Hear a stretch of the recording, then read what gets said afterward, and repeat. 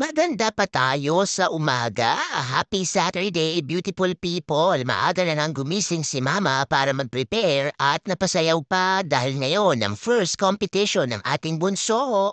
Pagkababa ko nga ay pinaghanda ko na siya ng kanyang almusal para naman hindi siya gutumin sa kanyang first swim competition of the season. Nag-request nga siya na kumain ng tuna at isang lata na nga ang ating binuksan. Dahil meron tayong bahaw ay ininit na yan ni Mama at patuloy pa rin tayong nagliligpit dito sa kitchen habang inaantay nating uminit ang kanyang pagkain. Dahil ngayon nga maaga ang kanyang practice ay maaga tayong nag-prepare para naman hindi tayo malate. Si Daddy nga ay gising na din sa mga oras na yan at nagpe-prepare na rin siya sa itaas. Hinandaan ko na din siya ng kanyang white milk at pagkatapos nga niyan ay niligpit ko na ang ating silicone mat na ginamit sa ating baking serye kahapon. Napakagulo nga at napaka-busy ng kusina ni Mama pero okay na okay lang yan. Ang importante ay masaya at busog ang aking pamilya. For our breakfast nga ay nag-init lang ako ng fried rice at ito nga ang isa sa paborito ni Daddy. Etong fried rice na ito ay binili natin sa Walmart nung isang araw. Itodo na natin ang ating pagiging multitasker habang mina-microwave na natin ang fried rice ay pinunasan ko na din at itinabi ang ating mga measuring cups and spoon. Ready na nga ang almusal ni Daddy at napakasarap talaga ng microwavable fried rice na ito dahil meron na din kasamang gulayan at protina. Ayan na nga at itinabi ko na ang aking mga measuring cups at patuloy pa rin tayo sa pagliligpit dito sa kitchen. Pagkatapos ng mainit ng aking fried rice ay kumain na rin kami ni Daddy at maaga nga tayong aalis. Binidyohan ko na naman si Tatay at ayan na naman ang kanyang mukha. E di wow, siopaw, ayaw talagang ngumiti. Siguraduhin natin na hindi tayo aalis na gutom dahil hindi nga tayo makakakain ng maayos na lunch at medyo matagal-tagal din ang swim meet ni JJ. Ayan na sa corner ang ating swimmer, tinatapos pa rin niya ang kanyang almusal at nagpe-prepare naman si Daddy ng kanyang coffee. 6:41 nang tayo ay man-travel at eto na nga ang ating swimmer. Talaga namang ready-ready nang mag-compete. Eto ang kanilang warm-up at iba't ibang strokes na ang kanilang ginagawa bago ang kanilang events. Talaga namang nakaka-proud panoorin ang ating bunso at kahit na nga si Mama ay aligaga at pagod araw-araw, kakahatid at kakasundo sa kanya, ay sulit na sulit naman. Ang breaststroke na ang pinakapaborito niya sa lahat at ito nga ang ating swimmer. Tingnan niyo naman si JJ, may pagkaisda talaga at parang may hasang. Napakabilis at hindi man siya naging first place, ay pang-second naman siya overall. Kaya naman congratulations sa iyo, anak.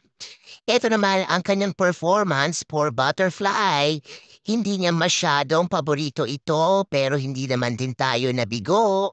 Dahil siya nga ay nag-place ng pang-apat overall. Kaya naman congratulations sa iyo, anak. Mas lalo pang humusay ang ating bunso sa kanyang swimming at talaga namang proud na proud kami ni Daddy sa kanya. Bago nga mag-alas 12 ay natapos na ang meet at kung nakita nyo nga ay medyo inaantok na si Mama sa mga oras na yan dahil hindi rin tayo nakapagbaon ng kape.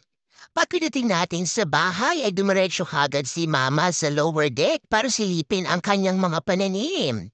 Tingnan nyo naman mga kapamilya at kareels, nagsisilakihan na ang ating mga pananim at sandaling oras na lang ay makaka-harvest na rin tayo ng iba't ibang klasing gulay. Eto talaga ang pinakaaantay ko araw-araw, ang makita at silipin ang aking maliit na hardin sa likod bahay. Si Mama nga kahit na pagod araw-araw ay patuloy pa ring inaalagaan at sinisilip ang kanyang mga babies. Meron din tayong dumating na notification at eto na nga ang in-order natin from Swim Outlet para sa ating bunso. Kung napansin nyo nga si Daddy ay nag-iihaw na ng ating pananghalian sa upper deck at mag-unboxing naman tayo. Eto nga ang in-order natin from Swim Outlet at bumili ako ng anti-fog para sa goggles ni JJ at inorderan ko rin siya ng 2 goggles for competition. Ang isa nga dyan ay for pang indoor at ang isa naman ay pang outdoor din dahil next week na ang kanyang competition ay sa outdoor pool.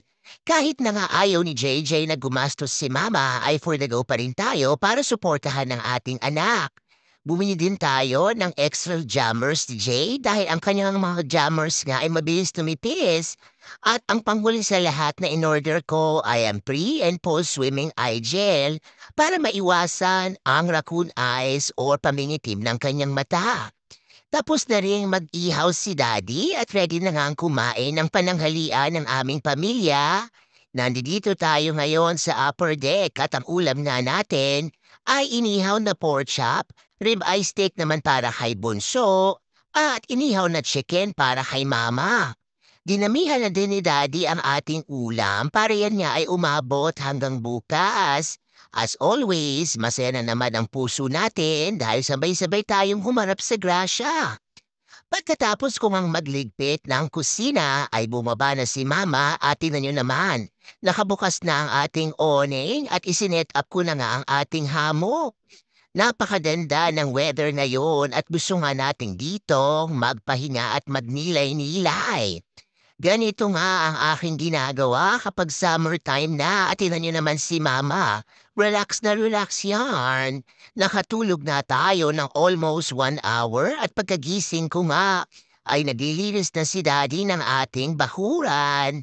Pinutol niya ang iba nating malalaking sanga dito sa backyard.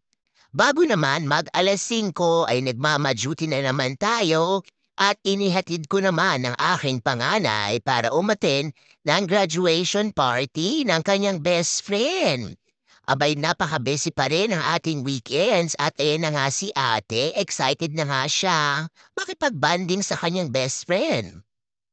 Pagkatapos niyan ay for the drive na si Mama pauwi at syempre sinilip naman natin ang ating pananim sa upper deck at sa harapan. Talaga namang malakas makapagpahapi ang ating garden kahit na ngayon ay nasa pasulang. Ang sarap lang sa pakiramdam, yung tipong pagod ka sa trabaho pero pagsilip mo sa iyong hardin ay nababawasan ang iyong pagod. Iba't ibang klase ng bulaklak din ang aking inilagay sa ating front porch. 8:36 na nga nang tayo ay mag-travel para sunduin si ate dahil humirit pa ang ating dalaga na kung pwede raw ba siyang magstay hanggang 9 p.m. Sa mga oras na ito ay nagpapahinga na nga si Daddy at si Mama nga ang sumundo sa kanya.